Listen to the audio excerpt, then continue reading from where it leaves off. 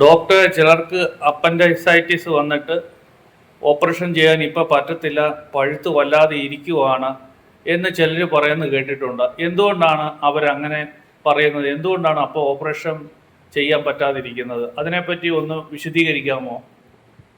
Appendicitis എന്ന രോഗം സ്ഥിരീകരിക്കുവാൻ കാലതാമസം വരികയും അപ്പൻഡിസൈറ്റിസ് അതിൻ്റെ കോംപ്ലിക്കേഷനിലേക്ക് കടക്കുകയും ചെയ്താൽ അപ്പൻഡിക്സ് പഴുത്ത് പൊട്ടി തൊട്ടടുത്തുള്ള കുടല്, ഒമൻഡം എന്ന് പറയുന്ന കുടലിനോട് ചേർന്ന കൊഴുപ്പ്, ഇവയെല്ലാം കൂടി ചേർന്ന് ഒട്ടി ഒരു മാസാകുകയും അപ്പൻഡിക്കുലർ മാസായി രൂപപ്പെടും.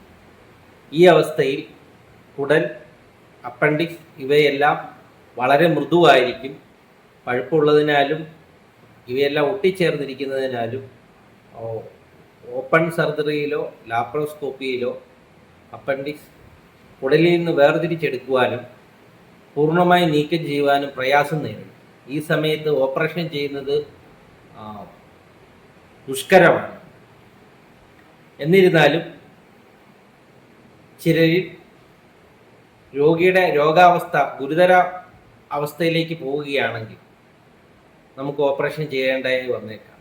എന്നാൽ ഈ ഓപ്പറേഷൻ ചെയ്യാതെ ആൻറ്റിബയോട്ടിക്കും IV ഫ്ലൂയിഡ്സും വേദന സംഹാരികളും ഒക്കെ നൽകി രോഗിയെ ഓപ്പറേഷൻ ഇല്ലാതെ പരിചരിക്കുന്ന റെജിമിനെയാണ് ഓഷ്ണർ ഷെറിൻ റെജിം എന്ന് പറയുന്നത്.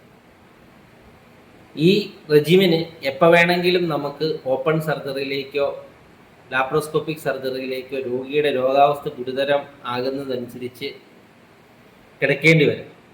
ഇങ്ങനെ ഓഷ്ണർ ഷെറിൻ റെജീമിന് വിധേയമായ രോഗി 1.5 മാസത്തിനോ 2 മാസത്തിനോ ഇടയ്ക്ക് സാധാരണ രീതിയിലുള്ള ലാപ്രോസ്കോപ്പിക് അപ്പൻഡിസെക്ടമിക്ക് വിധേയനാകാവുന്നതാണ്.